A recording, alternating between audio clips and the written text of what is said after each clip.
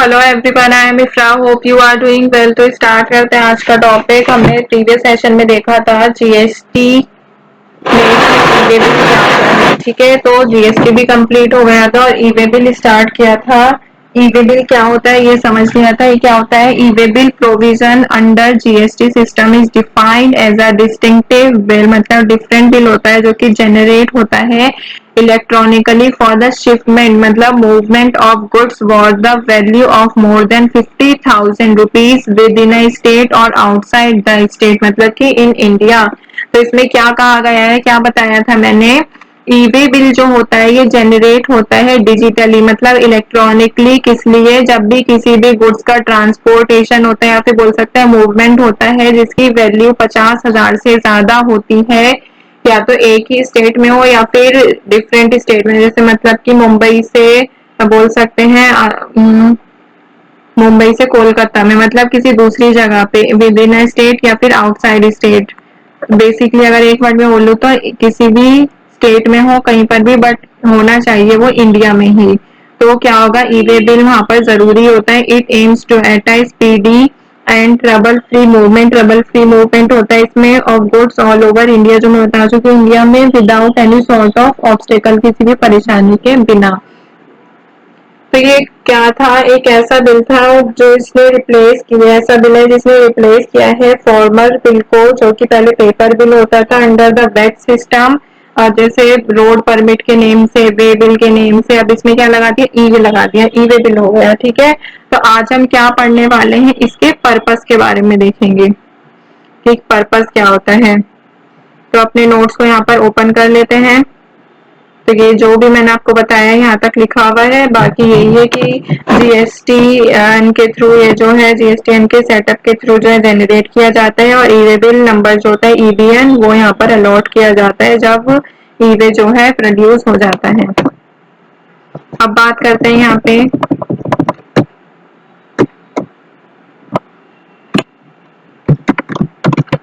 Purpose of e way bill, कि ई way bill का purpose क्या है, क्यों जनरेट किया गया है।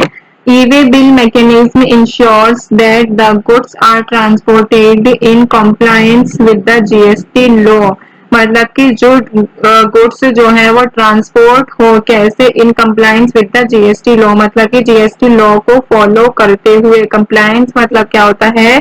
फॉलो करना। जैसे मान सकते हैं कि बेसिक रूल जो होते हैं उनको, उन सबको फॉलो करना। तो जीएसटी लॉ को फॉलो करते हुए जो गुड्स को ट्रांसपोर्ट किया जाता है, ई वे बिल मैकेनिज्म जो होता है ये इसको इंश्योर करता है।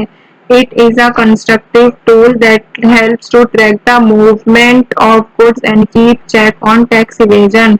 ये क्या करता है? ट्रैक करता है गुड्स की मूवमेंट को और चेक करता है कि टैक्स इवेजन तो नहीं हो रहा, मतलब कोई टैक्स से बच तो नहीं रहा है। ठीक है, ये सारी चीजें।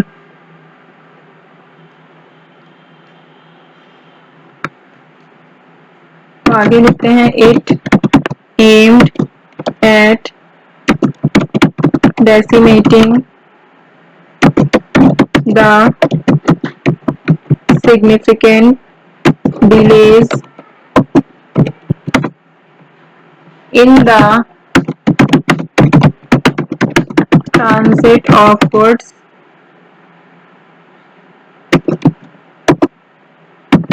due to, किसकी वजह से? ड्यू टू interstate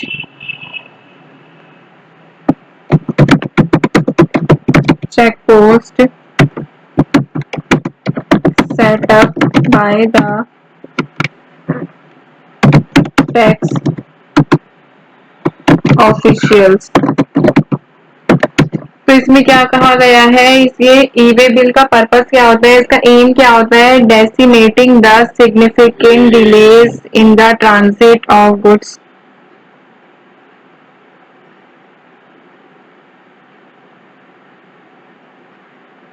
तो अगर इजी वर्ड्स में देखें, सबसे पहले समझते हैं डेसिमेटिंग का मतलब क्या होता है। इसका मतलब क्या होता है?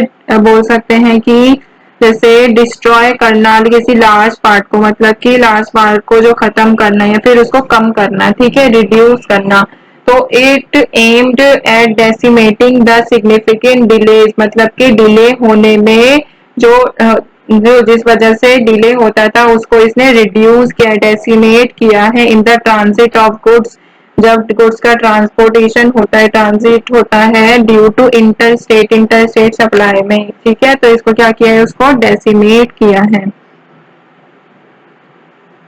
जैसे फॉर एग्जाम्पल अगर मैं आपको बताऊं, एक ट्रक जो है वो यूज करता है, कितना डिस्टेंस कवर करता है वो 400 kilometre in a day prior to the introduction of e way bill mechanism which would be double now. In some cases the driver would be able to complete return journey on the same day itself. तो देखिए इसमें क्या कहा गया है कि एक जो ट्रक है वो यूज हो रहा है गुड्स को ट्रांसपोर्ट करने के लिए, कितना 400 किलोमीटर का डिस्टेंस जो है वो पहले कवर कर चुका है, कितना introduction of e way bill mechanism से पहले। ठीक है, जो कि अब क्या होता है कि सेम डे पर ही कुछ ड्राइवर्स को जो जितना वो जाएंगे उसी डे पर उनको वापस भी आना होता है। ठीक है, अपनी जर्नी में ही, मतलब कि रिटर्न भी वापस आना होता है सेम डे पर। ठीक है, तो अब क्या करते हैं, अब इनको पॉइंट वाइज समझते हैं। ऐसे आपको मैं बता तो रही हूँ बट कंफ्यूजन हो सकती है।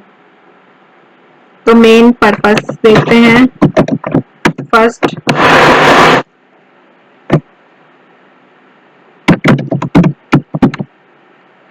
स्ट्रीम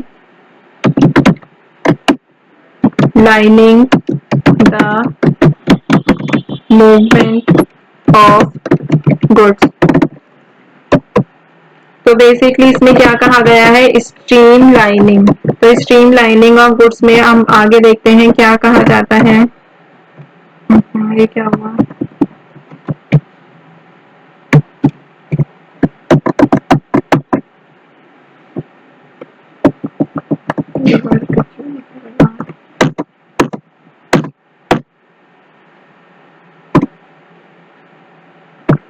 अरे दूसरे विंडो खुल गई यहाँ पे।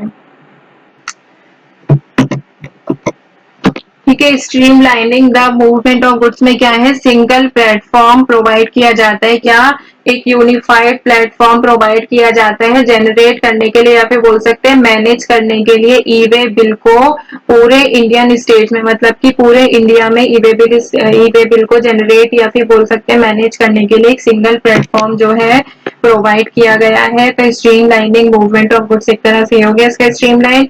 और क्या हुआ है, इसके आने की वजह से पेपर वर्क जो है वो रिड्यूस हो गया है। ठीक है, और जो है फास्टर मूवमेंट होता है, इसमें डिले को अभी हमने पढ़ा था, डेसिमेट करता है, इंपॉर्टेंट डिले जो होती है सिग्निफिकेंट डिले, तो रिड्यूस करता है डिले को at state border due to streamline check की वजह से। ठीक है, तो उसके पास ई वे बिल होगा तो इतनी परेशानी नहीं होती है। सेकंड देखते हैं, एंश्योरिंग जीएसटी कंप्लायंस। कंप्लायंस मतलब अभी मैंने आपको बताया था फॉलो करना रूल्स रेगुलेशन, मतलब जो भी इसकी गाइडलाइंस होती हैं। तो इसमें क्या है कि ट्रैक करता है, मॉनिटर करता है मूवमेंट ऑफ गुड्स, कहाँ से, मतलब कि एक ओरिजिन से जहाँ से सामान भेजा जा रहा है और डेस्टिनेशन पर जहाँ पर सामान जाएगा, पूरा जो है ये मूवमेंट गुड्स का वो ट्रैक कर सकते हैं। इसमें वेरीफाई होती है टैक्स की पेमेंट, कि टैक्सेस जो है करेक्टली पे कर दिए हैं, टाइम पर पे कर दिए हैं, और ये डिटेक्ट करता है क्या चीज, टैक्स इवेजन को, कि टैक्स इवेट तो नहीं हो रहा, मतलब कोई टैक्स से बच तो नहीं रहा। थर्ड देखते हैं, एनहांसिंग ट्रांसपेरेंसी। तो इसमें क्या कहा गया है, ट्रांसपेरेंसी जो है इंक्रीज करता है, मतलब कि इसमें ये क्या करता है, ई वे बिल जो होता है प्रोवाइड करता है रियल टाइम इंफॉर्मेशन, लोकेशन पे और स्टेटस जो होता है गुड्स का वो दिखाता है। और इससे क्या होता है, इंक्रीज होती है अकाउंटेबिलिटी जो होती है ट्रांसपोर्टर की, मतलब कि उसकी जो जिम्मेदारी बोल सकते हैं एक तरीके से गुड्स को सही तरह पहुंचाने की, वो इंक्रीज होती है, और बिजनेसेस की भी। तो यहाँ पर हमने क्या देखा है, purpose of e way bill देखा है। बेसिकली ई वे बिल जो होता है जनरेट किया जाता है केसेस में जो कि मूवमेंट ऑफ गुड्स कितना होना चाहिए, लेस और इक्वल टू 10 किलोमीटर। ठीक है, तो यहाँ पर देखते हैं ई वे बिल क्या है, क्या पर्पस है, और तीनों चीजें हमने इसकी देख ली है। मैंने इसके जो मेन अंदर का डेटा था वो आपको वर्बली ज्यादा फ्लो में बता दिया है, मतलब कि अच्छे से बता दिया है, लिखकर बता दिया तो टाइम वेस्ट होता। ठीक है, तो टॉपिक को यहाँ पे एंड करते हैं, मिलते हैं नेक्स्ट सेशन में। Stay tuned and thank you.